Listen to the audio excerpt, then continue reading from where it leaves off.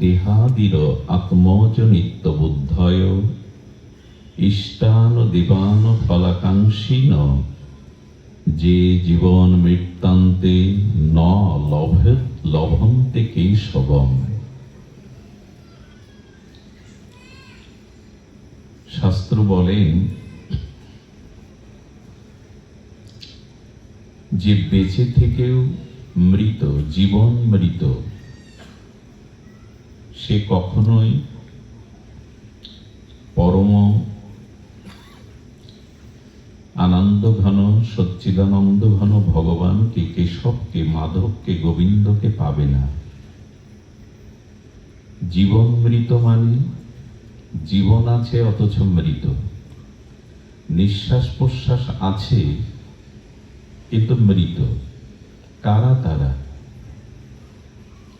যারা নিঃশ্বাস নিলেও, প্রাণ নিলেও জীবন মৃত মানে বেঁচে থেকেও মৃত, যারা কখনো কেশবকে, গোবিন্দকে লাভ করতে পারবে না।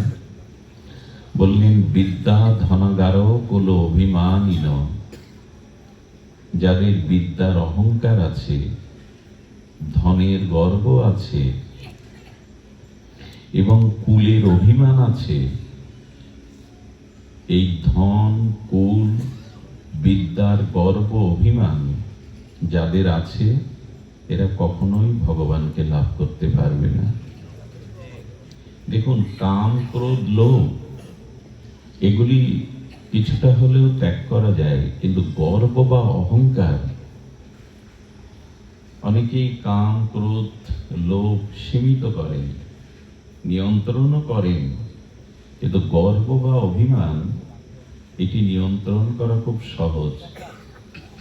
যেমন ব্রজের গোপীগণ, তারা কুলধর্ম, বেদধর্ম, দেহধর্ম, কাম, ক্রোধের অনেক ঊর্ধ্বে, তারা সর্বস্ব ত্যাগ করে রাস রজনীতে মহারাসে গেল কিনা? কিন্তু মহারাসে সব ত্যাগ করে গেলেও তাদের সৌভাগ্যের অভিমান এলো, গোবিন্দের সঙ্গে তার কণ্ঠলগ্না হয়ে তার হাতে হাত দিয়ে আমরা নৃত্য করার ভাগ্য পেয়েছি। এই যে সৌভাগ্যের গর্ব যে এলো, রাসমঞ্চ থেকে কৃষ্ণ কি হলেন? অন্তর্ধান হলেন। কেউ কেউ সৌভাগ্য পায়, পূর্বজন্মের কর্মফলে সুকৃতিতে সৌভাগ্য পায়, কিন্তু সৌভাগ্য পেয়েও যদি কেউ গর্ববোধ করে, ভগবান বললেন তার সেই সৌভাগ্য গর্বেও আমি তার থেকে দূরে সরে যাই। এই জন্য গর্ব, অহংকার, যাদের ধনের গর্ব, বিদ্যার গর্ব, কুলের গর্ব আছে, গোবিন্দ বললেন, আর এই দেহকে যারা আমি বুদ্ধি করে, এই দেহ আমি, আত্মার অনুসন্ধান করে না, যারা, এখানে শব্দটা দিয়েছে দেহাদির আত্মজ বুদ্ধয়, দেহকেই যারা আমি মনে করে, দেহের সুখকে সুখ মনে করে, দেহের দুঃখকে দুঃখ বোধ করে, দেহেতে যাদের আত্মবুদ্ধি মানে আমি এই দেহ, এই যে আত্মবুদ্ধ যারা, নিত্য বুদ্ধি যারা, এবং তারা যে পূজা পার্বণ ধর্মকর্ম করে না তা না, যাদের বিদ্যার গর্ব আছে, ধনের গর্ব আছে, কুলের গর্ব আছে, তারাও পূজা অর্চনা করে, তারাও উপাসনা করে। কিন্তু উপাসনাটা করে কেন জানেন?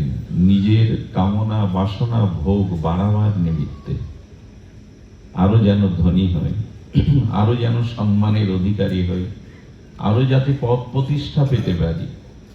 এই জন্য বলছেন ইষ্টান দেবান ফলাকাঙ্ক্ষীন, তারা ইষ্টদেবের আরাধনা করে কিন্তু নিজের কামনা পূরণের জন্যই করে। এরা ভগবানকে পায় না, এরা প্রেম ভক্তি প্রাপ্ত হতে পারে না, এবং এরা জীবন মৃত। এই জন্য আমরা সর্বদা তো এই প্রার্থনা শিখেছি, আমাদের মধ্যে এই প্রার্থনার মন্ত্র ধ্বনি হয়, ধনং দেহি, যশং দেহি, এই তো পুত্রং দেহি। এই যে বাসনা পূরণ, এটি থাকলে গোবিন্দ প্রেম আসে না। যদি নিজের ভোগবাসনা থাকে তো তাতে প্রেম ভক্তি অন্তরায় হয়ে যায়। ভগবান এগুলি সামনে দিয়ে দেখেন। শিশু অবুঝ, সে মায়ের কোল ছাড়া থাকতে চায় না বলে, কিন্তু মায়ের তো সংসারের কাজ আছে। শিশুকে ভোলাবার জন্য মা শিশুর সামনে অনেক খেলনা মিষ্টান্ন দিয়ে দেখে, এগুলি পেয়ে সে আমাকে ভুলে থাকে কিনা। মায়ের তো সংসারের অন্য কর্ম আছে। কিছু সন্তান দেখবেন মায়ের ওই খেলনা মিষ্টান্ন পেয়ে, খেলনা আদি দ্রব্য পেয়ে মার কথা ভুলে গিয়ে খেলাতে মেতে ওঠে। মা নিশ্চিন্তে তখন তার নিজের কাজ সম্পন্ন করে। কিন্তু কিছু সন্তান আছে ওগুলো পা দিয়ে হাত দিয়ে ছুঁড়ে ফেলে মা মা বলে কাঁদতে থাকে। তখন মায়ের আর সংসারের অন্য কাজ করার অবসর পান না।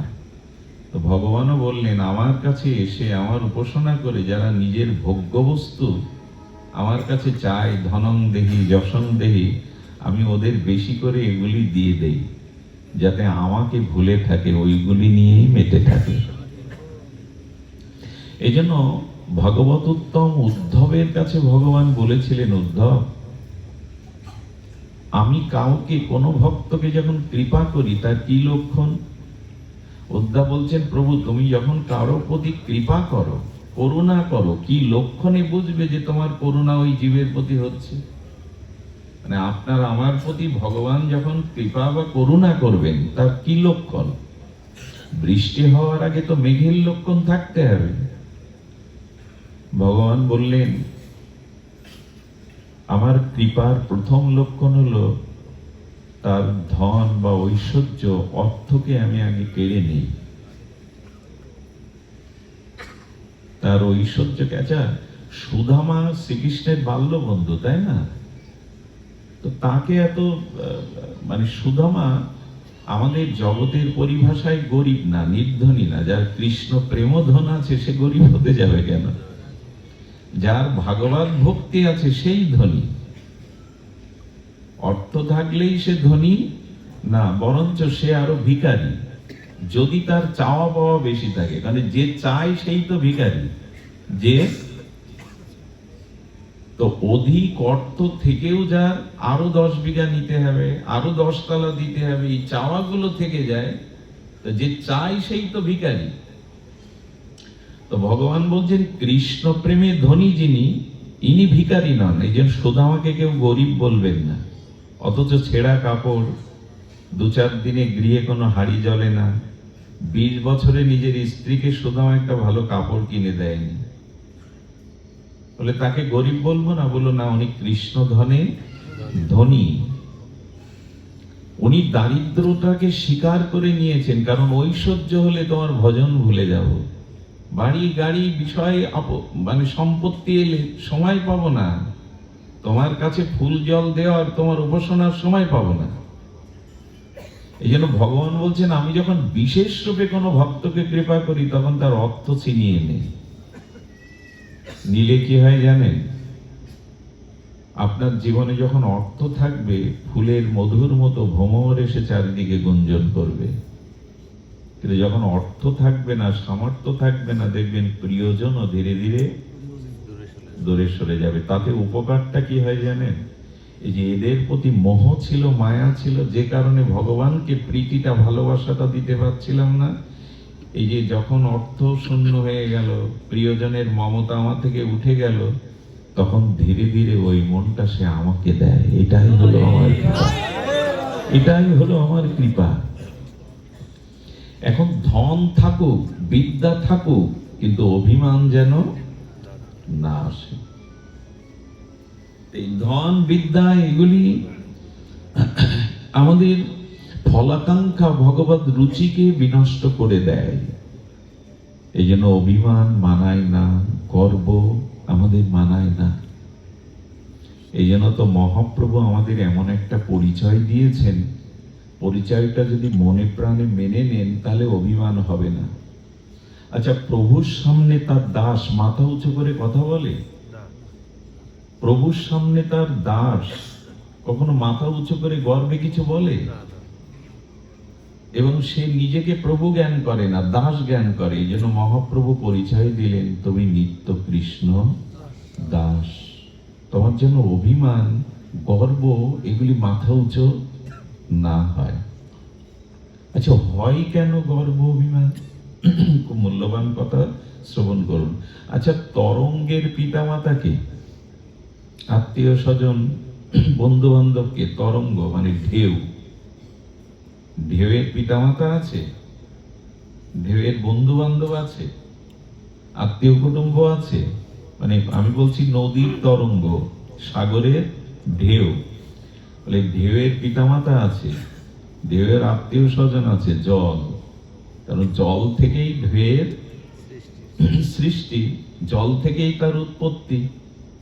জলই তো তাকে ধারণ করে নাকি? জল ছাড়া তরঙ্গ ধারণ হয়? জল ছাড়া তরঙ্গের সৃষ্টি হয়? খুব মন দিয়ে শুনুন কথাটি। আচ্ছা, জলের তরঙ্গ হবে না তরঙ্গের জল হবে? নদীর ঢেউ হবে না ঢেউয়ের নদী হবে? নদী না থাকলে ঢেউ হবে কি?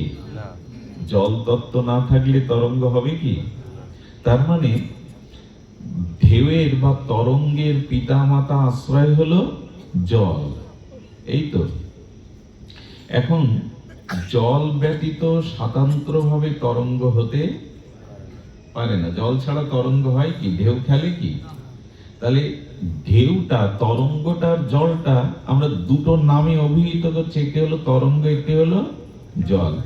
দুটো নামে অভিহিত করলেও, বস্তুকে দুরকম দেখালেও, আসলে তরঙ্গ জল ছাড়া কি অন্য কিছু? শব্দ তো দুটো, একটা জল, একটা তরঙ্গ, একটা নদী, একটা ঢেউ। এই তো। তো শব্দ দুটো প্রয়োগ করছি। তরঙ্গ এবং জল দুই রকম দেখতে। তরঙ্গ ভালো লাগে, নিস্তরঙ্গ সমুদ্র ভালো লাগে না। তরঙ্গায়িত উত্তাল তরঙ্গ সমুদ্রকে ভালো লাগে। দেখছি দু রকম, কিন্তু তরঙ্গের আলাদা কোনো অস্তিত্ব নেই জল ব্যতীত। জলই একটি বিকার হয়ে তরঙ্গায়িত হয়, ঢেউ হয়। এখন যদি ঢেউ কেউ মানেন, জলকে ভুলে গিয়ে ঢেউয়ের অস্তিত্ব থাকবে?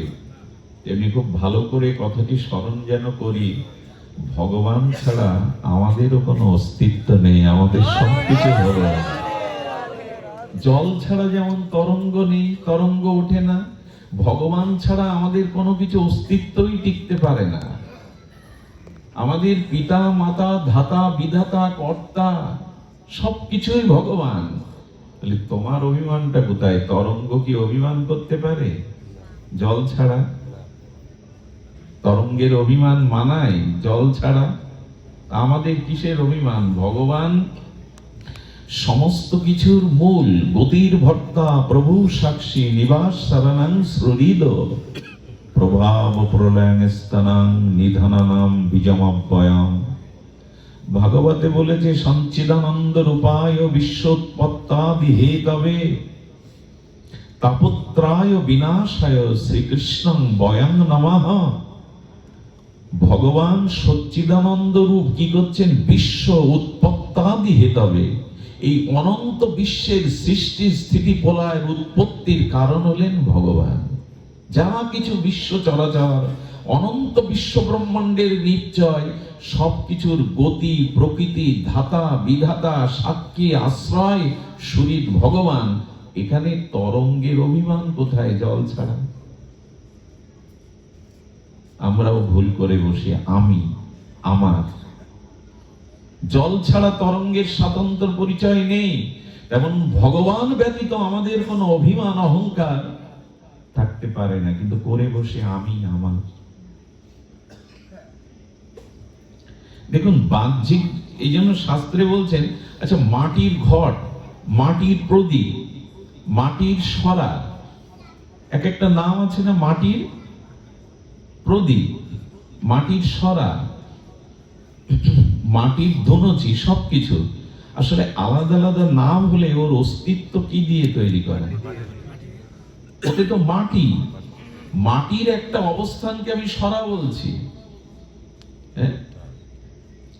আমি প্রদীপ বলছি, মূলত তাতে কি? মাটি। তার মানে এই সৃষ্টি বিভিন্ন রূপ দেখছি আমরা, অনন্ত কোটি জীব, অনন্ত কোটি প্রকৃতি সব দেখছি, কিন্তু মূলে হলো এই যে মাটির মৃত্তিকার ঘট, মৃত্তিকার সরা, মৃত্তিকার প্রদীপ, মূলত ওতে মাটি। আলাদা রূপ দেখছি, আলাদা আলাদা ক্রিয়া দেখছি, কিন্তু মূলত সৃষ্টি হলো মাটি। তেমন এই অনন্ত পৃথিবীতে অনন্ত রকমের জীব প্রকৃতি দেখছি, কিন্তু মূল হলেন ভগবান।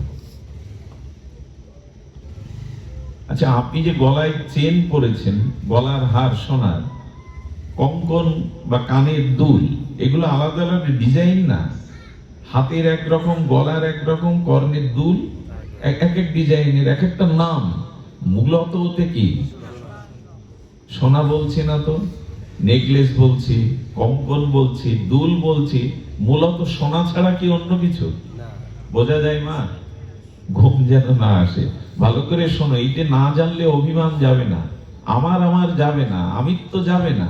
আর আমার আমার আমিত্ব না গেলেও কৃপা কখনো ভগবানের প্রতি সমর্পণ হবে না, যতদিন আমি আমার আছে, যতদিন স্বাতন্ত্র গর্ব অভিমান আছে। আসলে সোনার দুল, সোনার বালা, সোনার কঙ্কন, যাই নাম দেই, যেমন করে দেখায়, ওগুলো যদি আবার গিয়ে স্বর্ণকারের কাছে গিয়ে গলান না অ্যাসিডে, রূপ নেবে কি? সোনা থেকেই ওগুলো নির্মিত হয়েছিল, হস্তশিল্প দিয়ে, আপনার রুচি দিয়ে, অভিরুচি দিয়ে, আবার একটু গলালেই সোনা। এই বিশ্ব ব্রহ্মাণ্ড একদিন ভগবানের থেকে উৎপত্তি হয়েছে। আবার সব ওই যে নেকলেস গুলো, কঙ্কন গুলো গলালে যেমন আবার সোনার দলা হয়ে যায়, তেমনি পৃথিবী আবার একদিন যার থেকে সৃষ্টি হয়েছিল উৎপত্তি, সেখানেই আবার নিষ্পত্তি হবে। মাঝখানে আমাদের এত অভিমান কেন? এত আমি আমি কেন? আমার কেন? এই বোধ কেন? এটা আমাদের বেদান্ত দর্শনের, গীতা দর্শনের মূল কথা। তুমি কর্তা নও, তুমি কোনো কিছুর কর্তৃত্ব তোমার হাতে নাই। এভাবে ভাবলে না, শুধু মন্দিরে আপনি ঈশ্বরকে দেখবেন না, তখন দেখবেন সবখানেই তো তার অস্তিত্ব। আচ্ছা, মাটির ঘটের মধ্যে বাইরে মাটি না ভেতরে মাটি? মাটির একটা ঘট, তার ভেতরে মাটি না বাইরে মাটি? মাটি দিয়ে সৃষ্টি বস্তুর তো ভেতরে বাইরে মাটিই থাকবে। তেমন ঈশ্বরের সৃষ্ট জগতে শুধু মন্দিরে বিগ্রহের মধ্যে না, ঈশ্বর সবখানেই আছে, সবকিছুর মধ্যে আছে। এটা ভাবলে আপনি কাউকে ছোট করতে পারবেন না, ঘৃণা করতে পারবেন না, কোনো অস্তিত্বকে ঈশ্বর ভুলতে পারবে, সবখানেই তো তিনি।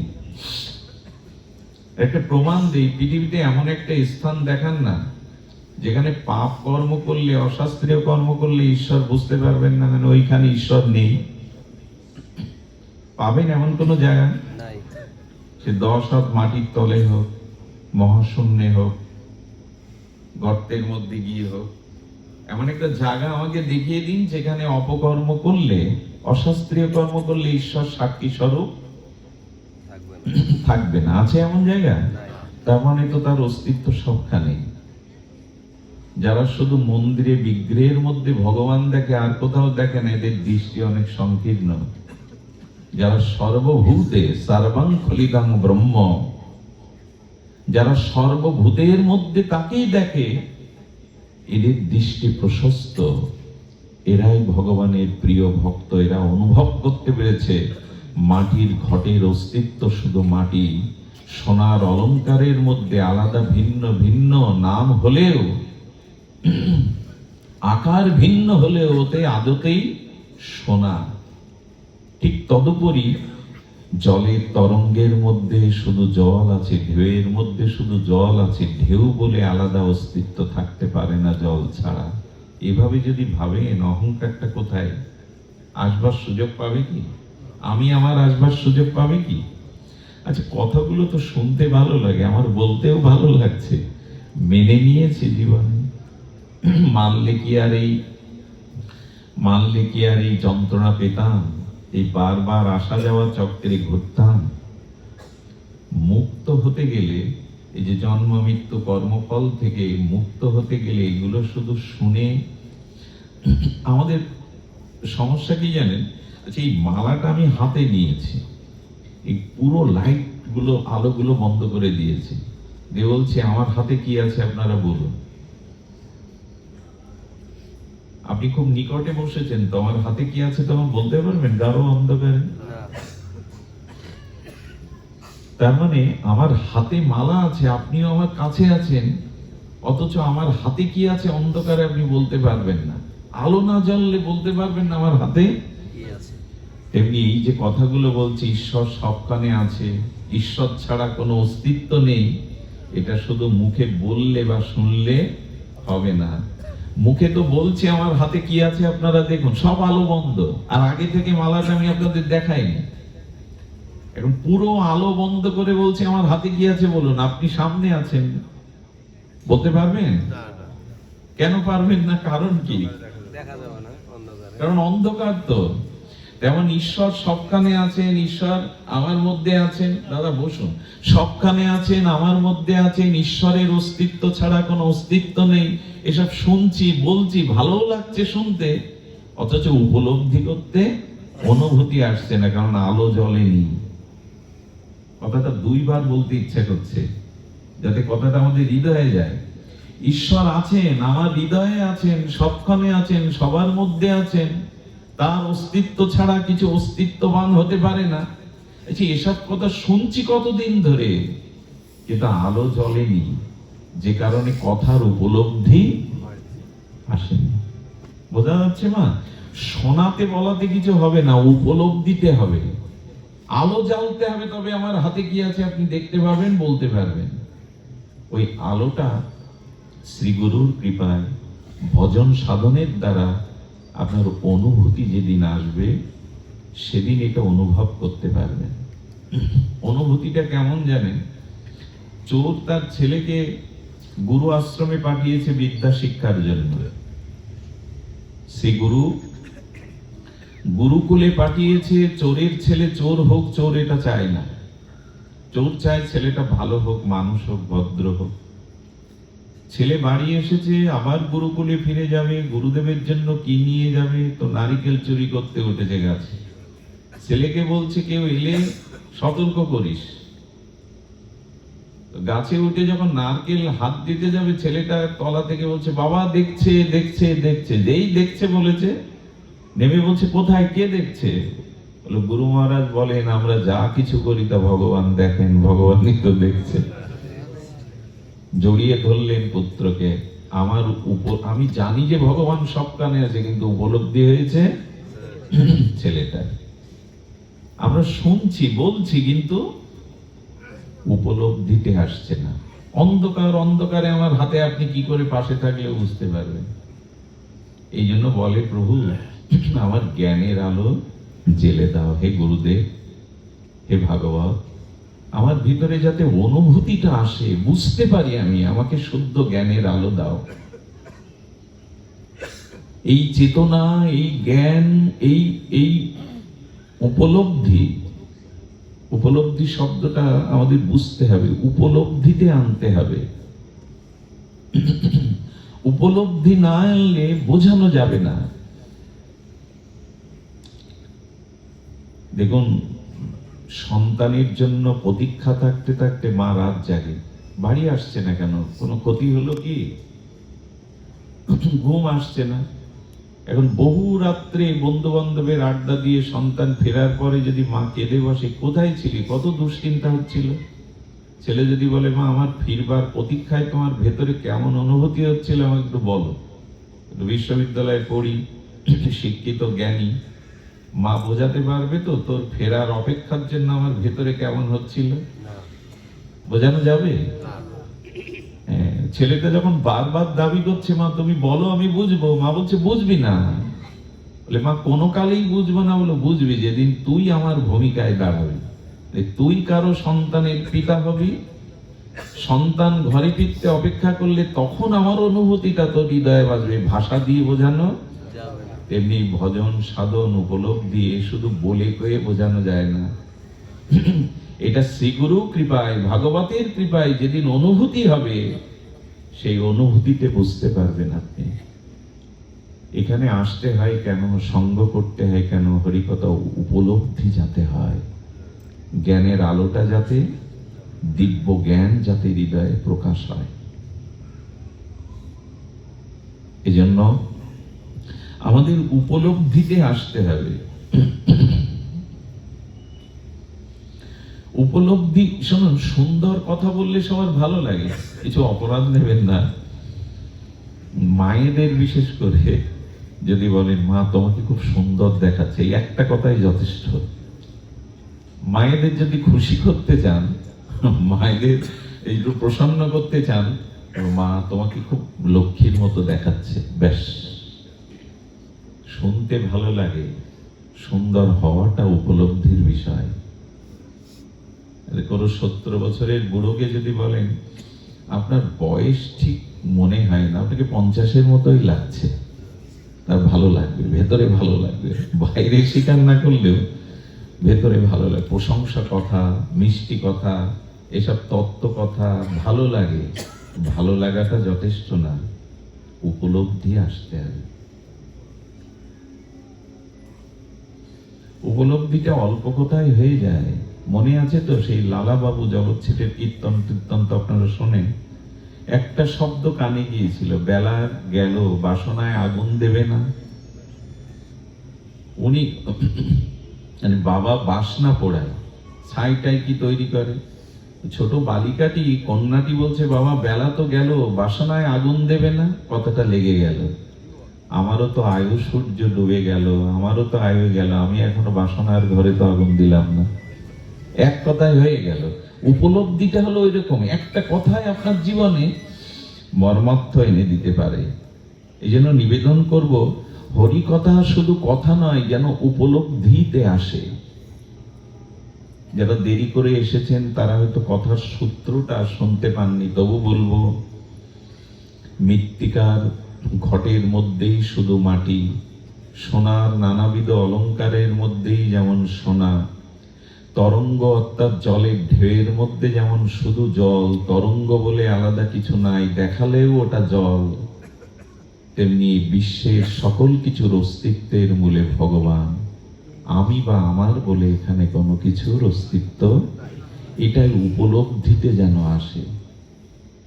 মা তোমাকে লক্ষ্মীর মতো দেখাচ্ছে, ভালো লাগলে হবে না। বাবা আপনার বয়স তো 70 না 50-এর মতো দেখাচ্ছে, আপনি সহজে বিদ্ধ হবেন না।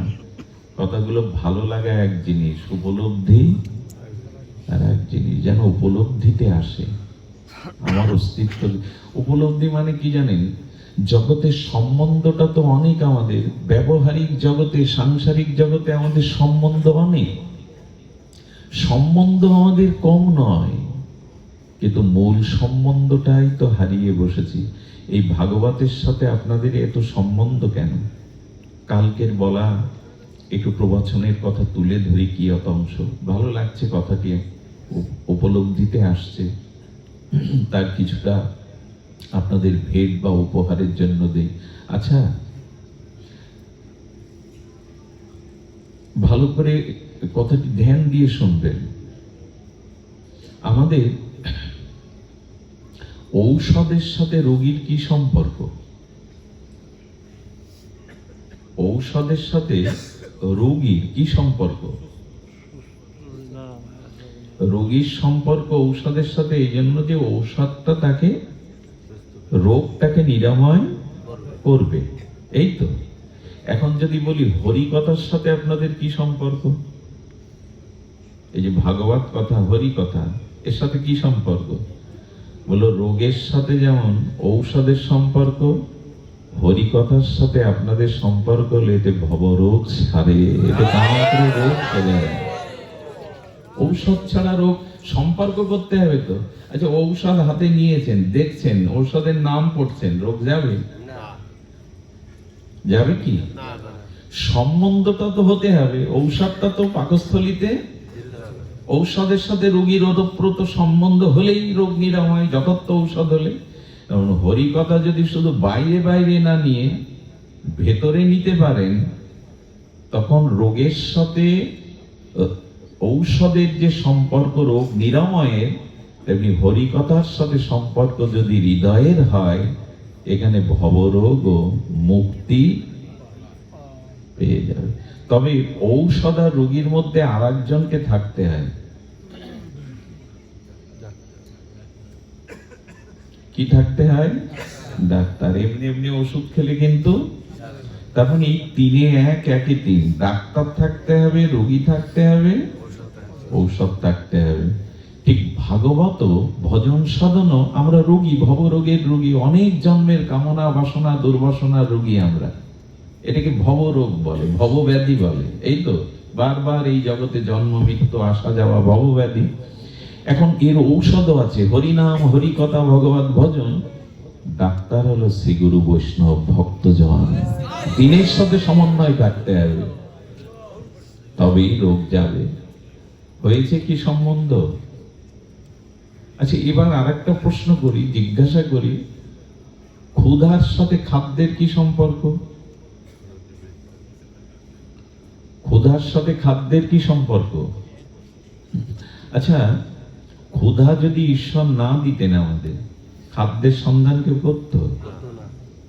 ক্ষুধা এলেই তো খাদ্যের সন্ধান কেন?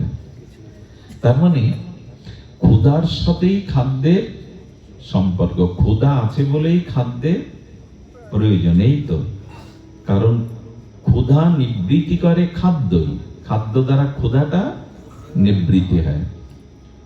তাহলে আমরা জানলাম, এগুলো খুব ভালো জানি আমরা। আচ্ছা, খাদ্যের সাথে ক্ষুধার সম্বন্ধটা কেউ জোর করে করিয়েছে আপনার? গা ধাক্কা দিয়ে, ঠেলে ঠুলে, প্রেরণা দিয়ে, আপনাকে খুব প্রশংসা করে করে প্রেরণা দিয়ে ঠেলে ঠুলে জোর করে করিয়েছে? ক্ষুধা লাগলে কেউ জোর করে খাদ্যের সাথে সম্বন্ধ করায়? এটা ভালো বুঝি, ওখানে জোর খাটাতে হয় না, উপদেশ লাগে না। ক্ষুধা লাগলে খাদ্যের অনুসন্ধান করে। আমি বলি কি, ক্ষুধা দুই প্রকারের। একটা যেমন দেহের ক্ষুধা, অন্ন জল সবজি প্রসাদ, আমাদের আত্মারও একটা ক্ষুধা আছে। ওইখানে কেন এত জোর করতে হয়? আমাদের আত্মার একটা ক্ষুধা আছে, তবে সেটা সবজি অন্ন জল না। আত্মা চাই ভগবানের নাম, হরি কথা, ভগবানের ভজন। এইখানে কেউ কিন্তু এই জন্য আসেননি আমাকে বসিয়ে বেশ পেট পুরে খেতে দেবে। এখানে এসেছেন আত্মার ক্ষুধা। আত্মার যে ক্ষুধা, হরি কথা হরিনাম, এটি আস্বাদনের জন্য। এত টাকা ব্যয় করে, শ্রম করে, এত পথ ক্লান্ত হয়ে কেন এসেছেন? সবার গৃহেই তো ভগবান দুমুঠো অন্নের সংস্থান করেছেন। এখানে মনের ক্ষুধা, আত্মার ক্ষুধার জন্য এসেছেন হরি কথা। এতে এত জোর করতে হয় কেন মানুষের? জগতের ক্ষুধার সাথে খাদ্যের সম্পর্কে কেউ প্রেরণা দেয়নি, জোর করেনি, উপদেশ দেয়নি, ওটা স্বাভাবিক। এখানে যদি বলা হয়, এখন হয়তো রাতের আহারটা করেননি, কিন্তু দুই বেলা তো আমরা প্রত্যেকে আহার করেছি, সকালে বা এর মাঝেও বা কত আহার করে ফেলেছি, এটা ওটা টুকটাক। আহার করতে কারো বলে দিতে হয় না, প্রেরণা দিতে হয় না, অথচ আত্মার খাদ্য ভগবানের নাম, ভগবত উপাসনা, সেখানে কেন এত বলে কয়েও হচ্ছে না? তার মানে কি জানেন? ক্ষুধা না থাকলে যেমন খাদ্যের অন্বেষণ করতো না, খাদ্যের কথা মনেও পড়তো না, তেমন যতদিন হৃদয়ে ক্ষুধা না জাগবে আত্মায়, ততদিনে আপনি ভগবানের নাম রূপ লীলা খোঁজ করবেন না। এখানে তারাই এসেছেন যাদের ওই ক্ষুধাটা জেগেছে। আরে মানুষ একটু ক্ষুধার জ্বালা সহ্য না করতে পেরে মানুষ আত্মহত্যাও করে। ক্ষুধার জ্বালা এমন, অনেক বড় মানুষও ভিখারির ন্যায়, কাঙালের ন্যায় হাত পাতে ক্ষুধার জন্য।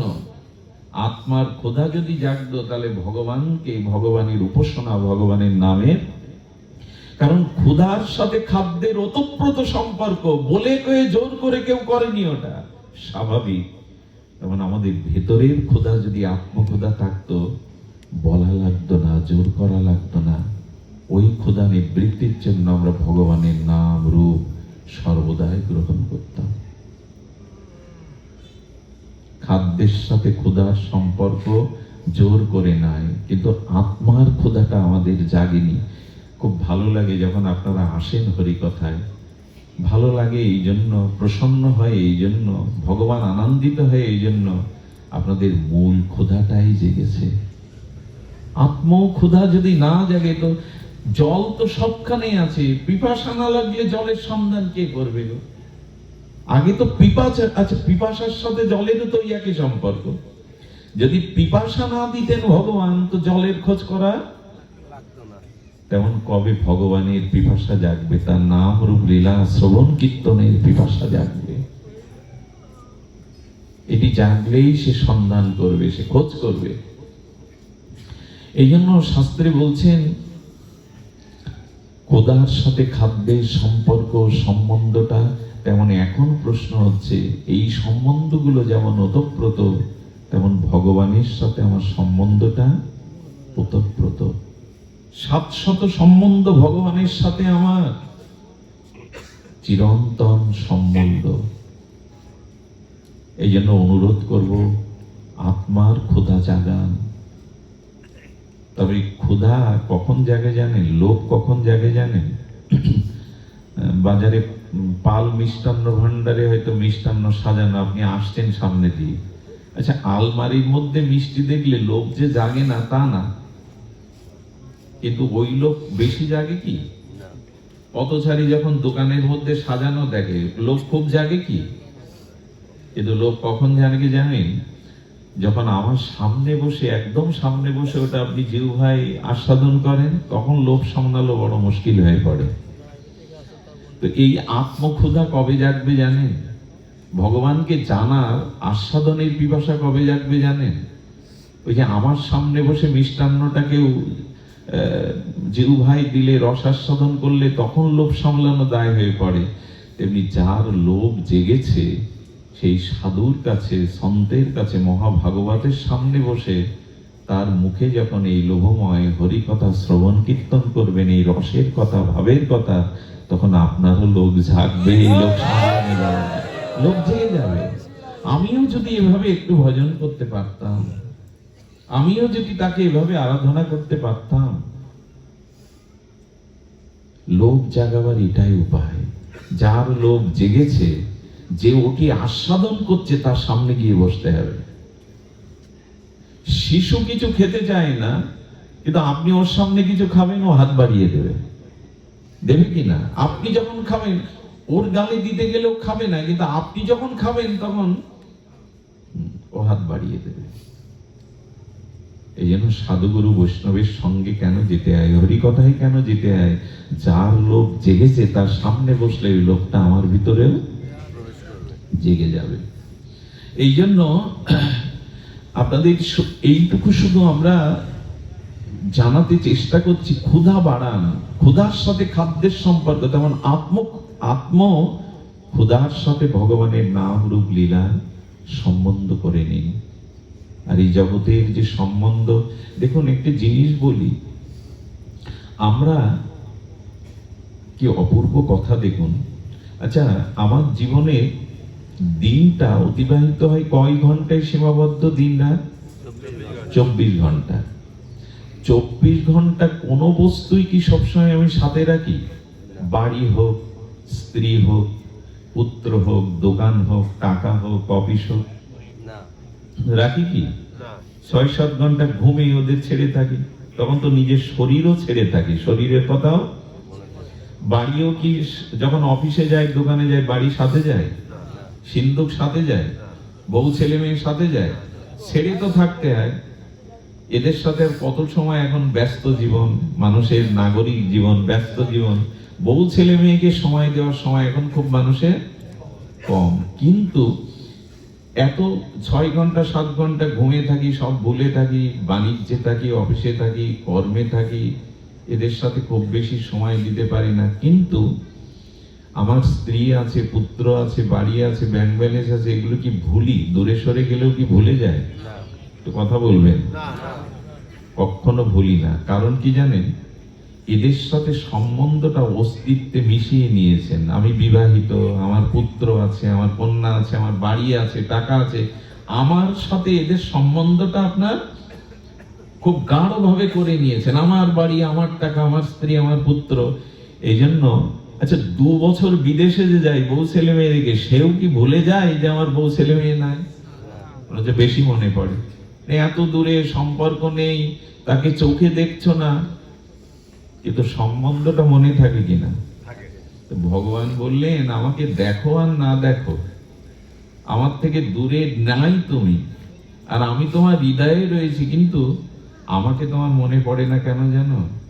আমার সাথে সম্বন্ধটা তুমি অটুট করনি। যেমন বিয়ে করে স্ত্রীকে স্বীকৃতি দিয়েছ, আমাকে ওভাবে স্বীকৃতি দাওনি, না হলে নানান কাজের মধ্যেও তুমি আমি ভগবানের, ভগবান আমার, এই কথা তুমি বলতে না।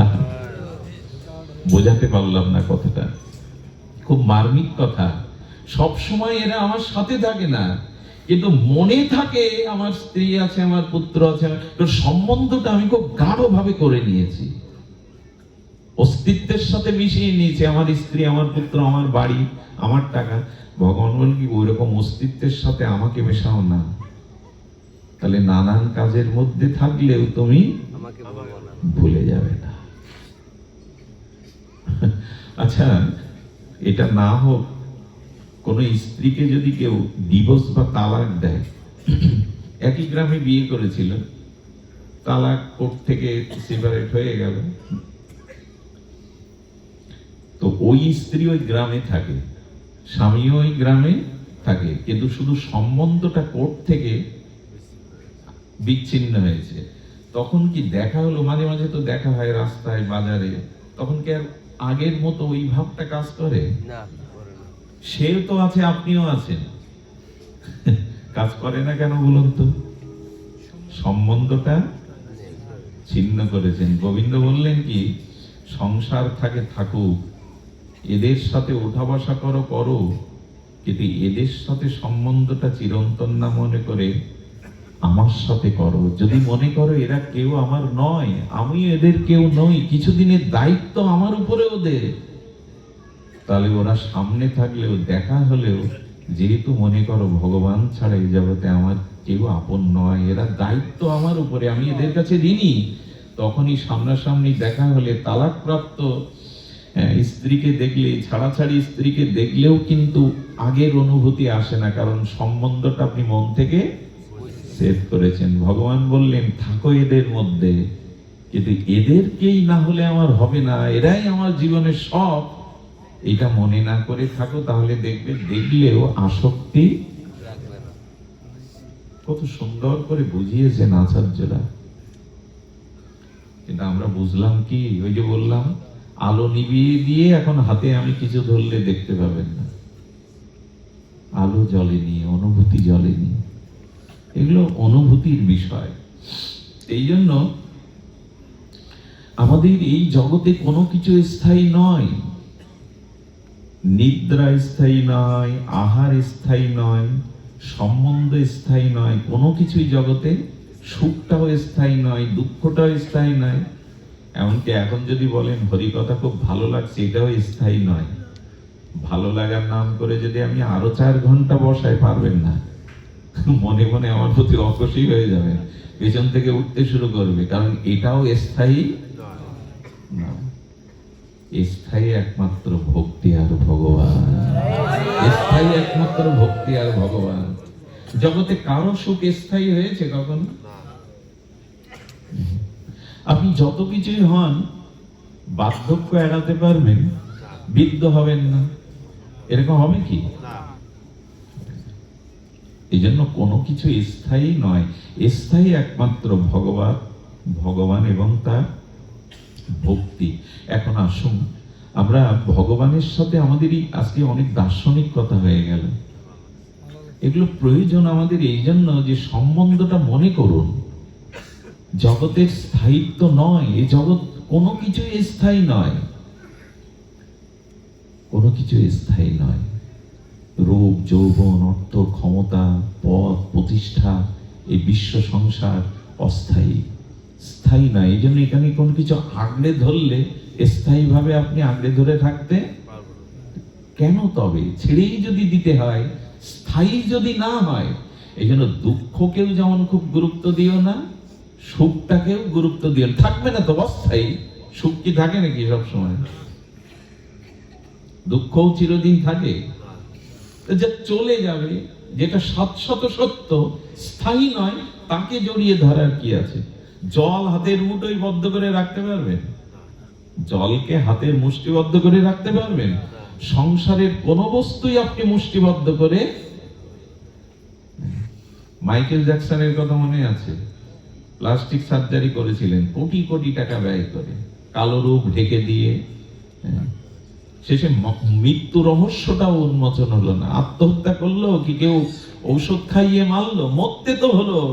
কোটি কোটি ডলার দিয়ে রূপ ঢেকে কি হবে? কোনো কিছু স্থায়ী নয় এখানে, তুমি যত বড়ই হও।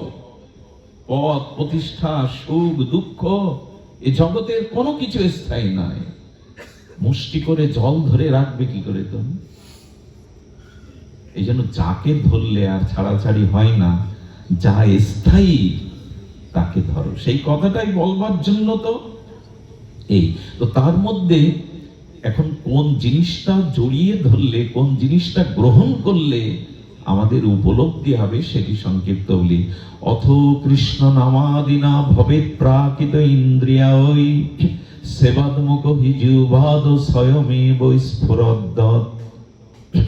শ্লোকটি গোস্বামী পাদের, খুব মার্মিক। অথ কৃষ্ণ নামাদি ন ভবে প্রাকৃত ইন্দ্রিয়ায় সেবাদমুখ হিজুবাদ স্বয়মেব স্ফুরদ্দৎ। দেখুন, ভগবানের নাম, ভগবান কৃপা করে আমার মধ্যে প্রকাশ নিজে হন। আমি নাম নেব এ ক্ষমতা আমার নাই। নাম স্বয়ং ভগবান। তো আপনি প্রাকৃত ইন্দ্রিয়ে, যেমন আগেই বলেছি, সরিষা মাড়াই করলে তেল পাবেন, তিল মাড়াই করলে তেল পাবেন, বালি মাড়াই করলে তেল পাওয়া, ঘোল দই মন্থন করলে মাখন পাবেন, কিন্তু জল মন্থন করলে মাখন পাওয়া যাবে না। যাবে কি? যতই মন্থন করেন। তেমন বলছেন আমাদের এই দেহটা প্রাকৃত। এখানে ভগবানের নাম অপ্রাকৃত বস্তু প্রাকৃত বস্তুতে প্রকাশ হয় না। প্রাকৃত বস্তুতে অপ্রাকৃত বস্তু প্রকাশ হয় না।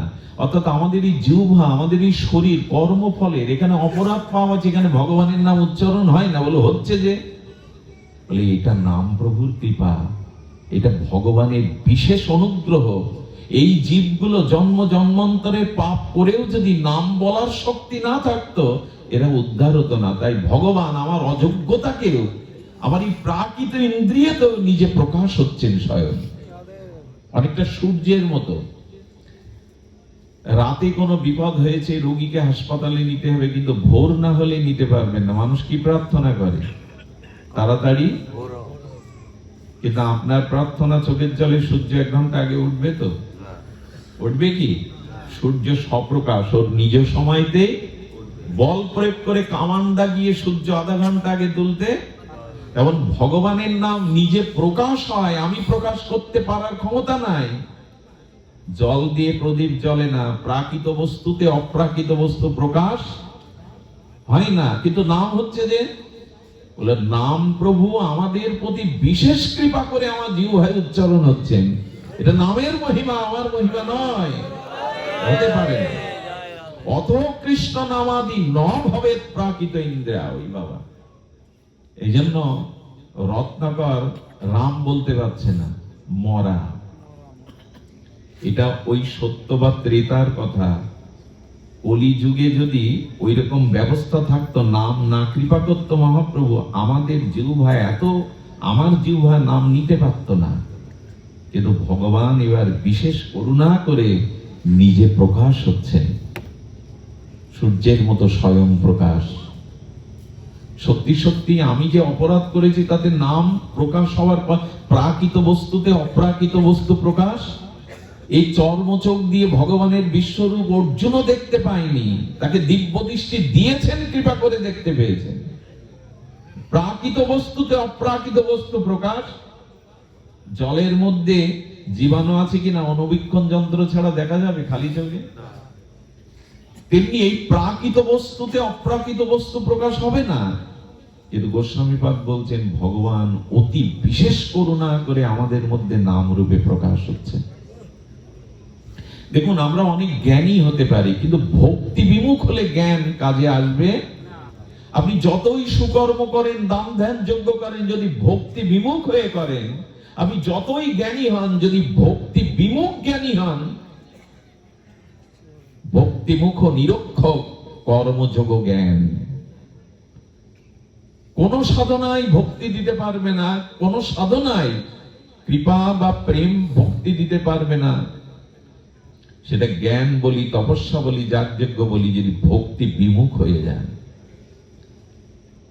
ভক্তির মুখে তাকিয়ে আছে কর্ম, জ্ঞান, যোগ, তপস্যা।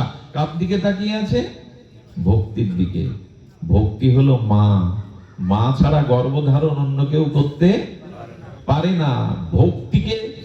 ভক্তির ধারণ কে করে? ভক্তি ধারণ করে জ্ঞান রূপ সন্তানকে, বৈরাগ্য রূপ সন্তানকে, কর্মরূপ সন্তানকে। এই জন্য কোটি জন্ম সৎকর্ম করেও আপনি পার পাবেন না। আপনি পৃথিবীর উচ্চকোটি জ্ঞানী হলেও পার পাবেন না যদি ভক্তি বিমুখ হন। বন্ধা নারী মা হতে পারে? আকাশে ফুল ফোটে? ঠিক তেমনি ভক্তি বিমুখ জনের জ্ঞান কর্মের দ্বারা কখনো কল্যাণ হতে, মুক্ত হতে পারে না। এই জন্য ভক্তি মুখাপেক্ষী হয়ে থাকতে হবে আমাদের, তা না হলে কিন্তু কর্মযোগ, জ্ঞান। তো সেই ভক্তি আনয়নের জন্য এই বিশেষ কলিযুগে যেটা সাধু মহাত্মারা, প্রচারকরা বারবার বলেন, সেটা হলো ভগবানের নাম ধর্মকে আশ্রয় করা। ভগবানের নাম ধর্মকে আশ্রয় করা। হরি নাম সংকীর্তন, ভগবানের নাম আশ্রয় হলো। কারণ নাম ব্যতীত এই যুগে প্রেম ভক্তি পাওয়া, সব সাধনার মূলে হলো হরিনাম। আপনি জ্ঞানী হন, কর্মী হন, নাম ব্যতীত এই যুগে, ওই তো বলেছেন, নাম রূপে কলিকালে কৃষ্ণ অবতার, আর কোন ধর্ম কইলে না হইবে পার। সহজ কথায়, নাম রূপে কলিকালে কৃষ্ণ অবতার, আর কোন ধর্ম কইলে না হইবে পার। হতে পারবে না। তুমি নাম আশ্রয় না করলে কোনো কিছুতেই পার হতে পারবে না। এই জন্য দেখুন, যাগ যজ্ঞ কর্ম করলে কি হয়? পুণ্য কর্ম হয়। খুব ধ্যান দিয়ে শুনছেন তো? যদি বলেন ছেড়ে দেব, তাড়াতাড়ি ছেড়ে দেব, তবে একটু শুনুন। সেটি হলো কর্ম, যোগ, জ্ঞান, এর দ্বারা কি হয়? পূর্ণ হয়। আচ্ছা, পূর্ণ ফলে জীব কোথায় যায়? স্বর্গে যায়। পূর্ণ ফুরিয়ে গেলে ক্ষীণ পুণ্য মত্তলকং বিশ্বন্তি। পূর্ণ ফুরিয়ে এলে আবার কোথায় আসতে হয়? জগতে আসতে। যদি পাপ করি, যাগ যজ্ঞ পুণ্য কর্ম না করি, তাহলে পাপ করে কোথায় যেতে হয়? নরক ভোগের পর আবার কোথায় আসতে হয়? একই স্টেশনে তো আসছে, পুণ্যকারীও আসছে। ফল হলো কি? কথাটি কি বলে ইংরেজিতে? নোট করে নেওয়া, আন্ডারলাইন না কি বলে যেন, আমি তো মূর্খ, জানি না শব্দগুলো। একটু হৃদয়ে আন্ডারলাইন করে রাখুন, চিহ্নিত করে রাখুন কথাটি। পুণ্য করলেও পুণ্য ফলে স্বর্গে গিয়ে পুণ্য ফুরিয়ে গেলে আবার এই স্টেশনে, এই জগৎরূপ মায়াময় জগৎ। আর পাপ করলেও পাপ নরক থেকে ভোগ করে আবার ভোগ করতে আসতে হবে। আচ্ছা, অতি পুণ্য করলে লোক স্বর্গে যায়, আর অতি পাপ করলে নরক যায়। পাপ পুণ্য যাদের সমান সমান, তারা কোথায় যায়? তাদের আবার এই জগতে পাপ পুণ্য ভোগ করতে আসে। যেখানে যান ফিরে, কিন্তু গোবিন্দ বললেন, নাম আশ্রয় করলে, ভাগবত আশ্রয় করলে, আমার চরণ আশ্রয় করলে পুণ্য না, আমি তাকে প্রেম ভক্তি দিয়ে দেব। সেখান থেকে আর এই জগতে তাকে আর আসতে হবে না। ব্রহ্ম ভুবনা লোকা পুনরাবর্তিন সকার্জুন মামুপেত্ত তু কন্তেও পুনর্জন্ম ন বিদ্যাতে। ব্রহ্মালোকে গেলেও তোমাকে আবার ফিরে আসতে হবে, কিন্তু আমাকে পেলে আর এই জন্ম মৃত্যু চক্রে তোমাকে আসতে হবে না। ভক্তি চাই, পুণ্য না। এখানে বারবার ফিরে আসতে হবে। পুণ্য ফুরিয়ে গেলে আবার পাপ ভোগ করেও আবার যেতে হবে এমন জায়গায় যেখানে জরা মৃত্যু ব্যাধি বারবার আসা যাওয়া, কর্মফল নেই। গোবিন্দ সেটা জানিয়ে দিচ্ছেন, আব্রহ্ম ভুবনালোকা পুনরাবর্তিন সোহার্জুন, ব্রহ্মালোকে গেলেও তোমাকে ফিরে আসতে হবে। তো সেই ভক্তির আশ্রয় করবার জন্য সর্বশ্রেষ্ঠ সাধন এই যুগে হরি নাম আর হরি কথা। এটি আশ্রয় করতে কেন এত বিলম্ব আমাদের? এই জন্য নাম আশ্রয় ব্যতীত অন্য কোনো ধর্ম করলে বলছেন পার হওয়া যাবে না। দেখুন, এই নাম আশ্রয় ছাড়া ভক্তি হবে না, প্রেম হবে না। কারণ সাধ্য সাধন তত্ত্ব যা কিছু সম্বল, হরি নাম সংকীর্তনে মিশালো সকল। মহাপ্রভু বলছেন যা কিছু সাধন ও সম্বল সব এক হরি নামের মধ্যেই দিয়ে গেলাম। এই জন্য অনুরোধ করব যে দূরে থাকলেও, সবখানে থাকলেও, যেমন স্ত্রীর কথা ভুলে যান না, আপনি বিবাহিত, আপনি কারো পিতা ভুলে যান না। ভগবান বললেন নামের সাথে অস্তিত্বটা মিশিয়ে নাও, যাতে সর্বদা নামটা স্মরণ থাকে। দেখুন, নাম অভ্যাস এমন জিনিস। আমাদের এই কলকাতাতে এক মাতাজি ছিলেন, প্রসিদ্ধ আমাদের পাহাড়ি দাস বাবাজি মহারাজের আশ্রিত, বৃন্দাবনের। তো সেই গৃহিণী মা এত মালা জপ করতেন, এত নাম জপ করতেন, সবসময় জপের মধ্যে থাকতেন। তার বৌমাকে কি বললো জানেন? আমি যদি অসুস্থ হয়ে পড়ি, তখন তো মাটিতে নামাতো, শ্বাস উঠলে খাট থেকে যখন মাটিতে নামাবে, আমি যদি ভুল করি সেই সময় নামের মালাটা আমার হাতে ধরিয়ে দিও। বৌমাকে বলছেন, বৌমা আমার এই অনুরোধটুকু, যখন আমাকে মাটিতে নামাবে মালাটা আমার হাতে ধরে। কি বলবো আপনাদের, এতটা জপ করতেন, হাতটা এভাবে বেঁকেই গিয়েছিল, আর সোজা করতে, চিন্তা করতে পারেন কতটা, হাতে এইভাবে মালা নিয়ে জপ করতে করতে হাতটা এইভাবে বেঁকে সোজা করতে পারতেন না। তো ওনার আইসিইউতে নেওয়া হলো। আইসিইউতে কি আর মালা রাখবে? কিছুই তো রাখবে না, মালা হাতে নাই। যখন ডাক্তার বললেন উনি বাঁচবেন না, কি করবেন? ছেলেরা বলল মাকে আইসিইউ থেকে বের করুন, শেষবারের মতো আমরা মাকে।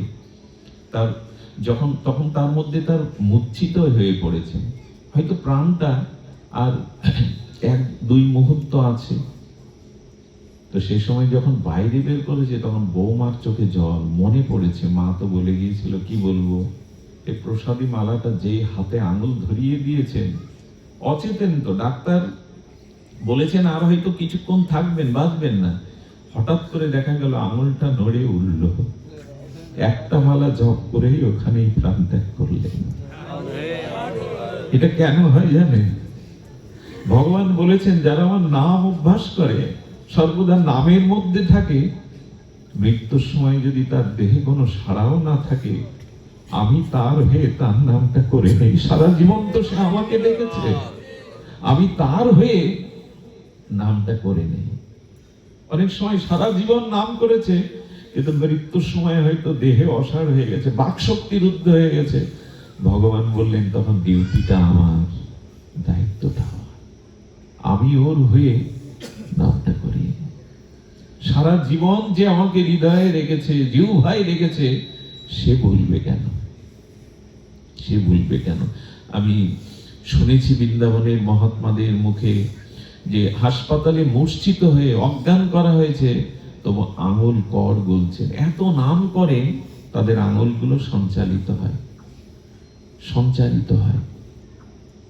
আরে নামের মহিমা কি বলবো। সিদ্ধ গৌর কিশোর দাস বাবাজি, লোক প্রণাম করে, সিদ্ধ মহাত্মা ভজনের সময় পান না, প্রণাম নেবেন না হরিনাম করবেন। আর ইট কাঠ দিয়ে ঢাকা, লতা পাতা দিয়ে ঢাকা, তার মধ্যে 1 মাস নাম করেছিলেন। ওনার এক শিষ্য ওনার অপ্রকাট হওয়ার পরে ওই জায়গায় প্রণাম করে নাম করতে বসতেই দেখেন ইট কাঠ লতা থেকে এই দিব্য নাম ভেসে আসছে। দিব্য নাম ভেসে আসছে। ভেসে আসছে কেন জানেন? লোহাতে যদি চম্বুক বারবার ছোঁয়ান, বারবার ছোঁয়াতে ছোঁয়াতে লোহাটার মধ্যেও কিছুক্ষণে চম্বুকের ধর্ম চলে যায়। নাম অপ্রাকৃত, এত অপ্রাকৃত, ইট কাঠগুলোর ভেতরেও নাম ধ্বনিত হচ্ছে। এই নয়, এইটুকু যদি আমাদের অলসতা আসে না, যদি নামের রুচি না আসে না, তাহলে কিন্তু আমাদের তপস্যা আমরা করতে পারবো না। দান ধ্যান যজ্ঞ আমাদের দ্বারা সম্ভব নয়, তপস্যা যোগ ক্রিয়া ধ্যান আমাদের জন্য এই যুগের জন্য নয়। এই জন্য অনুরোধ করব, নাম নেই। সেই শবরী মাকেও বলেছিল মাতঙ্গ ঋষি মা, জঙ্গলে বসে বসে কুটির করে জয় রাম জয় সিয়ারাম জয় সিয়ারাম এই নাম জপ কর, একদিন নামই তোর দুয়ারে আসবে। সারা জীবন নামাচার্য হরিদাস ঠাকুর হরে কৃষ্ণ মহামন্ত্র 3 লক্ষ নাম জপ করলেন, শেষে মৃত্যুর সময় শ্রীকৃষ্ণ চৈতন্য উচ্চারণ করে দেহ রাখলেন। কেন জানেন? সারা জীবন তুমি হরে কৃষ্ণ বলেছ, যাওয়ার বেলায় শ্রীকৃষ্ণ চৈতন্য কেন? বলে রাধা কৃষ্ণ মিলিত নামের পূর্ণ মূর্তি হলেন মহাপ্রভু। নাম করলে যে নামীকে পাওয়া যায়, হরিদাস দৃষ্টান্ত দেখিয়ে গেল। এই দেখো, আমি নাম আশ্রয় করেছিলাম, তাই নামই আমার বিশ্রাম সময়ে তার কোলে তার চরণ দুখানা হৃদয়ে রেখে আমি চলে গেলাম। নাম করলে নামীকে মিলিয়ে দেয়, নামের মধ্যেই তো নামী। এই যে শেষের দিনে নামীকে নামিয়ে আনে। নাম শব্দের অর্থই হলো নাম নামায়তি ইতি।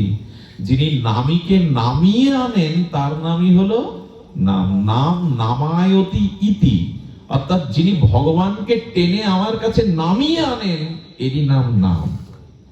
এ কথাটা তো সত্য। এখন যদি আমি বলি কার্তিক বাবা এদিকে আসুন, আপনি আসবেন? নামই তো ডেকে আনে। উনি আসবেন কখন? যখন ওনার নাম ধরে ডাকা হচ্ছে। তো জগতেরও তো এই নিয়ম, নাম ধরে ডাকলেই সে কাছে আসে। ভগবানের নাম নিলেই নামই নেমে আসে তার কাছে। নাম নামায়তি ইতি, সেই নামটা নেওয়া অভ্যাস করুন। আমাদের দ্বারা অন্য কিছু সম্ভব না, নাম আশ্রয়, নাম আশ্রয়। এই জন্য আমাদের মাঝে আরো একটা মজার জিনিস দেখুন, নাম যদি নিত্য নিরন্তর অভ্যাসে রাখতে পারেন, নিত্য নিরন্তর মহাপ্রভুর এই যে উপদেশ খাইতে শুইতে উঠিতে বসিতে নাম যথাযথ নিতে পারেন। নামের একটা ধর্ম কি জানেন? আমি নাম ছাড়তে চাইলেই তখন নাম আমাকে আর ছাড়বে না। দেখুন, কারো ভোরে ওঠা যদি অভ্যাস থাকে, রাত ব্রাহ্ম মুহূর্তে, রাত 4 ঘটিকায়, ভোর 4 ঘটিকায়, একদিন যদি রাত 3টে পর্যন্ত কোনো কারণে রাত জাগেন, ওই সময় 4টেই আপনার ঘুম ভাঙবে। না উঠতে পারলেও ঘুমটা কে ভাঙায়? ওই সময় ঘুমটা অভ্যাস। এই জন্য নিত্য নিরন্তর নাম অভ্যাস করুন। এক সময় আপনি নাম না নিতে পারলেও, আপনি নাম ছেড়ে দিতে চাইলেও, এই বিখ্যাত এই কথাটি ঠাকুর হরিদাস জগৎকে শুনিয়েছিল, কাজী আমি নাম ছাড়তে চাই, নাম আমাকে ছাড়েনি। ভগবানের স্বভাব কেমন জানেন? পুতনা যখন কৃষ্ণকে ছলনা করে কালকূট বিষ পান করার জন্য কোলে তুলে নিয়েছেন, এক পলকে একটু স্নেহ দৃষ্টিতে গোবিন্দের মুখ দেখে পুতনা রাক্ষসীরও মনে এলো, সত্যিই যদি তোকে মা রূপে কোলে নিতে পারতাম, এসেছি তো রাক্ষসী রূপে, তোকে বিষ পান করাতে, সত্যই যদি তোকে পুত্র রূপে কোলে, এইটুকু কেবল এক ঝলকে একটু প্রীতি গোবিন্দকে দিয়েছিল। কিন্তু গোবিন্দ যখন তার প্রাণ টেনে নিচ্ছে, বিশেষ সাথে তার প্রাণটা টেনে নিচ্ছে, প্রাণ কেউ দিতে চায়? প্রাণ সহজে কেউ দিতে চায়? তখন পুতনা কৃষ্ণকে ছুঁড়ে ফেলতে যাচ্ছে, ছাড় ছাড় ছাড়, প্রাণ নিয়ে নিচ্ছে। গোবিন্দ তখন এসে বললেন, আমার একটা স্বভাব আছে, কেউ যদি একবার আমাকে ধরে তবে সে ছাড়তে চাইলেও আমি আর তাকে ছাড়ি না। আমার একটা স্বভাব আছে, যে একবার আমাকে ধরে সে আমাকে ছাড়তে চাইলে আমি আর তাকে। কি অপূর্ব ভগবানের কৃপা! একবার আমাকে যেন তেন ভাবে ধরো, তারপরে তুমি ছাড়তে চাইলেও আর আমি তাকে ছাড়ি না। এটা তার করুণা, এটা কৃপা। একবার নামটাকে আশ্রয় করুন, দেখবেন আপনি নাম ছাড়তেই, এই যে হরি কথাকে আশ্রয় করেছেন না, পারবেন না। যেখানে হরি কথা দেখবেন, বুকে যন্ত্রণা হবে, না যেতে পারলে ব্যথা অনুভব হবে। একবার যারা হরি কথা হরি নামকে জড়িয়ে ধরেছে, আর সে ছাড়তে পারবে না। আরো কথা কি জানেন? যারা নিয়মিত আপনারা আসেন দূর দূরান্ত রাত জেগে, শুধু এই জন্মে আসছেন না, আপনাদের আশাটা অনেক জন্ম ধরে অভ্যাস, এই জন্য আসছেন। এক জন্মের স্বীকৃতিতে হরিকথাতে রুচি হয় না, অনেক জন্ম ধরে যাদের অভ্যাস তারাই কেবল আসে, হঠাৎ এগুলো হয় না। গোপীরা বলেছিলেন, ভরিদা জানা, যারা তোমার কথা মাধব বলে তারা এক জন্ম ধরে বলছে না, তারা বহু জন্ম ধরে তোমার নাম রূপ লীলা প্রচার করছে, এক জন্মে এটি হয় না। আর যারা তোমার কথা শ্রবণ করছে ভালোবেসে, তারাও বহু জন্ম ধরে শুনছেন, এবং এই জন্মে যে অভ্যাসটা করে যাচ্ছেন না, আগামীতেও যদি জগতে আসতে হয় তবে জানবেন এই হরি কথা আর হরি নামের নেশা আপনাকে ছাড়বে না। টেনে আপনাদের কোথায় নদী আর কোথায় সাগর বলুন তো? কত আঁকা বাঁকা না নদী। আচ্ছা, আঁকা বাঁকা নদী দেখে একবারও মনে হয় না এই জল কোথায় যাচ্ছে, কত আঁকা বাঁকা। কিন্তু নদী জানে আঁকা বাঁকা যতই থাক, পথ যতই বক্র হোক, আমি সাগরে যাবই। তেমন আবার যদি কোনো জন্মে যেখানেই জন্ম নেন, এ জন্মের হরিনাম হরিকথা আগামী জন্মেও আপনাকে নদীর মতো সাগরে নিয়ে যাবে, হরিকথায় নিয়ে যাবে, ওখানে আপনাকে আবার নিয়ে যাবে। এই যে আসছেন বারবার, এটাও গত জন্মের এই অভ্যাস ছিল। নদী যতই আঁকা বাঁকা থাক, সাগরে সে যাবেই, সাগরে তাকে যেতেই হবে। সাগরে না মিশলে তার পূর্ণতা নাই, তার প্রাপ্তি নাই। তেমন এই হরিকথাকে যারা একবার বহু মানন করে শ্রদ্ধা ভরে হরি নামকে গ্রহণ করেছেন, নাম আপনাদের নিয়ে যাবে সেখানে, নাম আপনাদের নিয়ে যাবে। সবশেষে বলি, সংসারের চিন্তা কামনা বাসনা নিয়ে খুব বেশি মজে থাকলে আমরা মূল কাজটা করতে পারবো না। কৃষ্ণ ভজনের জন্য দেহটা পেয়েছিলাম, ভগবত ভজনের মুখ্য সময় এটি। সবশেষে একটি প্রহ্লাদ মহারাজের এই লীলাটি আপনাদের অনেকেই জ্ঞাত আছেন। প্রহ্লাদ মহারাজ তখন মহারাজ। প্রহ্লাদ মহারাজ তিনি রথে করে চলেছেন, বনাঞ্চলের মধ্যে দিয়ে যেতে যেতে দেখছেন একজন এক বৃক্ষের তলে শায়িত।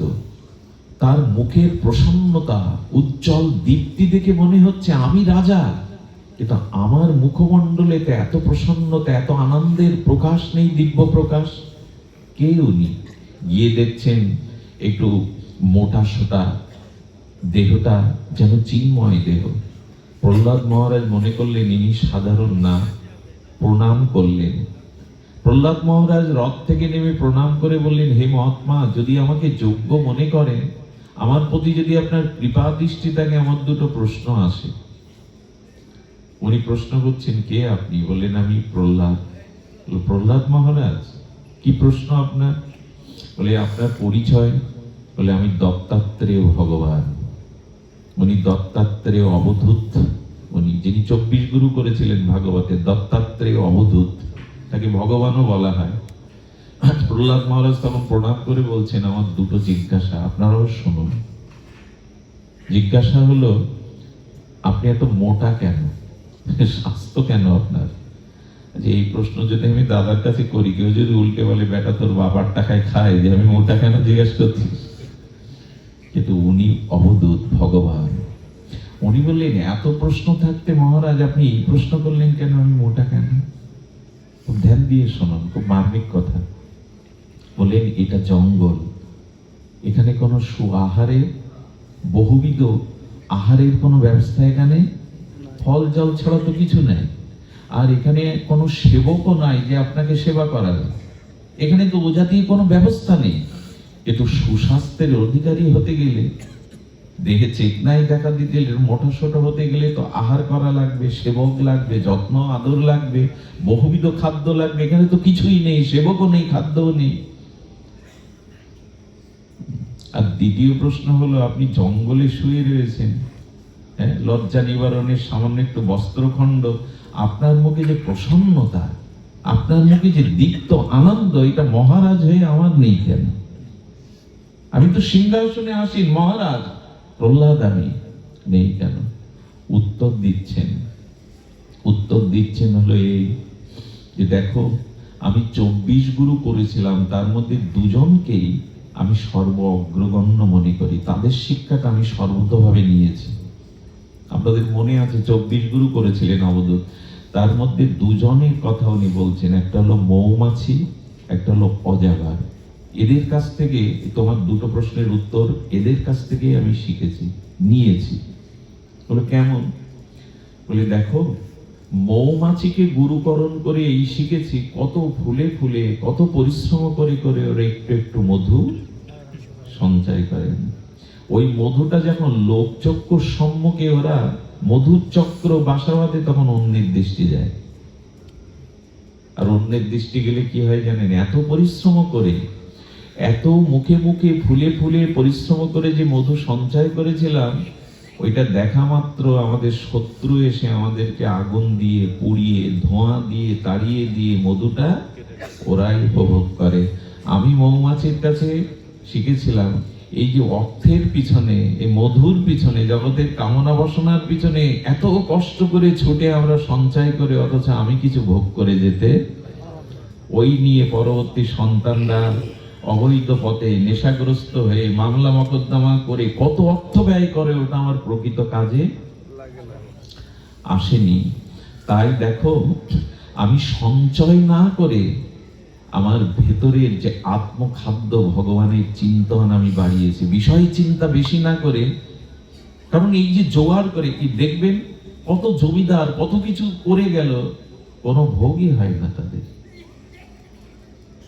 আর ঈশ্বর বললেন, ভোগের ক্ষমতাও তোমার তো নেই।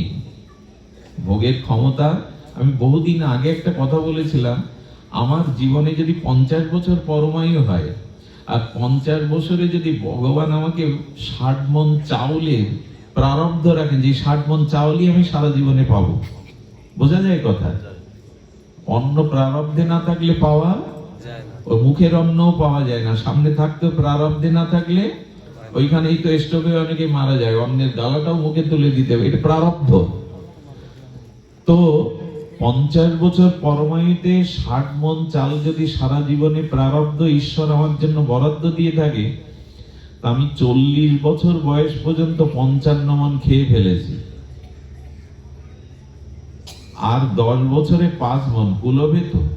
যদি এই হিসাব কেউ মাথায় কষ্ট করে জ্যামিতি বা অঙ্ক কষতে যান, ঈশ্বর বলবো তোমার ও বুদ্ধিতে কাজ হবে না।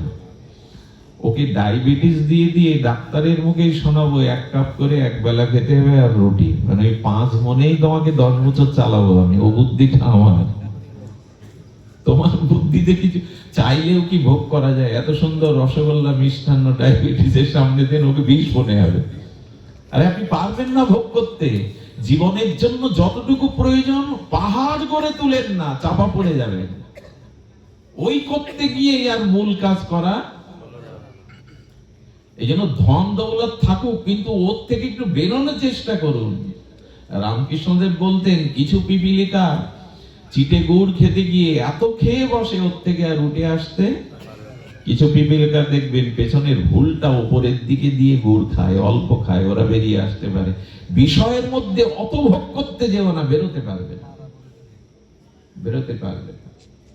এই জন্য বললেন, ওই বিষয়ের পিছনে না ছুটে আমি সুস্বাস্থ্যের, মানে প্রসন্নতা, আমার মুখে যে প্রসন্ন, বিষয় বাসনার চিন্তা নাই, এই জন্য আমি এত প্রসন্ন। একটু ভজন করুন, বিষয় থেকে একটু বেরোন, দেখবেন মুখের উজ্জ্বলতা বাড়বে। দেখবেন ভেতরের প্রসন্নতা, উজ্জ্বলতা মানে কি? ভেতরের আনন্দটা বাইরে। এখন আপনাদের দেখে যতটা সুখী মনে হয়, পৃথিবীতে কেউ এখন এতটা সুখ পাচ্ছে না। ভগবানের ভজনের মধ্যে, সাধু সঙ্গের মধ্যে একটা চিন্ময় অপ্রাকৃত আনন্দ আছে, যে আনন্দটা অন্যখানে পাওয়া যায় না।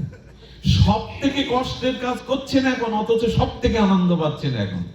সব থেকে কষ্টের কাজ মানে কি? মাটিতে বসেছেন, ক্ষুধা তৃষ্ণা এখন জাগলেও সেটা মনে আপনি চাচ্ছেন না। খাদ্য, শয্যা, আপনজন, বিনোদন কিছুই না, আরো মুখ বুঝে 1-1.5 ঘন্টা কারো কথা শুনতে হচ্ছে, হজম করতে হচ্ছে। এত কঠিন কাজের মধ্যেও শান্তি কেন পাচ্ছি জানেন? এখন বিষয় চিন্তা নেই, ভগবত চিন্তা আসছে। এই জন্য মনের প্রসন্নতার জন্য মানুষ গান গায়, পিকনিক করে, কত জায়গায় বেড়াতে যায়, আরে সব থেকে প্রসন্নতা হলো হরি গুণগুণ গানে, হরি কথা সাধু সঙ্গের মধ্যে প্রসন্নতা। এর থেকে বড় প্রসন্নতা অন্যখানে পাওয়া যাবে না। তেষাং সতত যুক্তানাং ভজতাম প্রীতিপূর্বকাম দদামি বুদ্ধি যোগাং তাং উপজান্তিতে। কেন ভজন করবে না? তমেবা শরণাঙ্গশ্চ সর্বভাবেন ভারত তৎপ্রসাদাৎ পরাং শান্তি। শান্তি পেতে পারো যদি আমার ভজন করো। বলেন এই জন্য আমার মুখে এত প্রসন্নতা। বলেন আমি মহারাজ হয়েও তো আমার মুখে এত আনন্দ। আর স্বাস্থ্য কেন? বলে আমি খাবারের চিন্তা করি না তাই স্বাস্থ্য বেশি। অনেক ধনী দোলালদের দেখবে রাত দিন খাকা করে কিন্তু শরীর, অনেক গরিব ঘরে বস্তির ঘরে তারা কেন জানে উনি বলছেন আমি খাবারের চিন্তা করি না বলে মোটা। তার মানে বললাম আমার আর এক গুরু হলো অজাগর। অজাগর শব্দের অর্থ কি? অজ মানে সাগর, আর গার মানে যিনি গ্রহণ করেন, আহার করেন। অর্থাৎ ছোট ছোট শাক শিশু পেলে অজাগর। আচ্ছা, অজাগর খাদ্যের জন্য এক জায়গা থেকে কোথাও যায়? এ কথা আপনাদের জানা আছে। অজাগর কিন্তু আহারের সন্ধানে কোথাও এক জায়গায় পড়ে থাকে। তবে অত বড় দেহ হয় কি করে? উত্তর দিচ্ছেন দত্তাত্রেয় ভগবান, আমি আহারের চিন্তাটার ভার তার উপরে ছেড়ে দিয়েছি। এক জায়গায় বসে আমি শুধু তাকে স্মরণ করি, তিনি কৃপা করে আমাকে জুটিয়ে দেন। আর ওই অল্পতেই সন্তুষ্ট থাকি বলে তুমি যেটা দেখছো সেটা হলো এই সুস্বাস্থ্য। অজাগর তো কোথাও যায় না। মানুষ ব্যতীত কেউ সঞ্চয় করে বা খাবারের চিন্তা করে ঘর থেকে বেরোয় না, কিন্তু বিধাতা প্রত্যেকটি প্রাণীকে আহার জুগিয়ে তার বাসায় ফিরিয়ে আনে। আমাদেরই শুধু পিপাসা মিলল না, এতে হবে কি? আরো চাই, আরো চাই, আরো চাই। এই জন্য বললেন, আমি এর মানে কিন্তু আপনাদের সব ছেড়ে দিতে বলছি না আমি, কিন্তু আহারের ভারটা শুধুমাত্র সারাটা দিন যদি ওই অর্থবিত্ত রোজগারের কাছে যায় আর সারা রাত যদি ভোগে আর ঘুমে যায় তো উদ্ধার কবে হবে? সাধু হতে গেলে দুটো চিন্তা মাথা থেকে বাদ দিতে হবে, খাবো কি, থাকবো কোথায়। এই দুটো চিন্তা ঈশ্বর তার রাখে না, যে প্রকৃত তার চরণাশ্রয় করেছে। দত্তাত্রেয় কথা শুনে প্রহ্লাদ মহারাজ প্রসন্ন হলেন আর বললেন, সত্যই তো, অজাগর যদি একত্রিত থেকে বিধাতার প্রারব্ধের ইচ্ছায় সে খাদ্য পায়, মানুষ না খেয়ে মরবে না যদি তার প্রতি ভরসা করো, তিনি যোগাবেন। আজকের এই অনুষ্ঠান উনি ভাগ্যবান। কেন জানেন?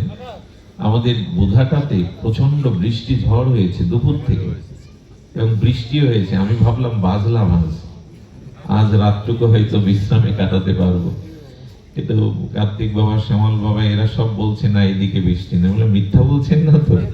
বলে না, মেঘ করেছে অথচ বৃষ্টি হয়নি। ভালো ওনার ভাগ্য, বৃষ্টি হলে হয়তো এইভাবে সবাইকে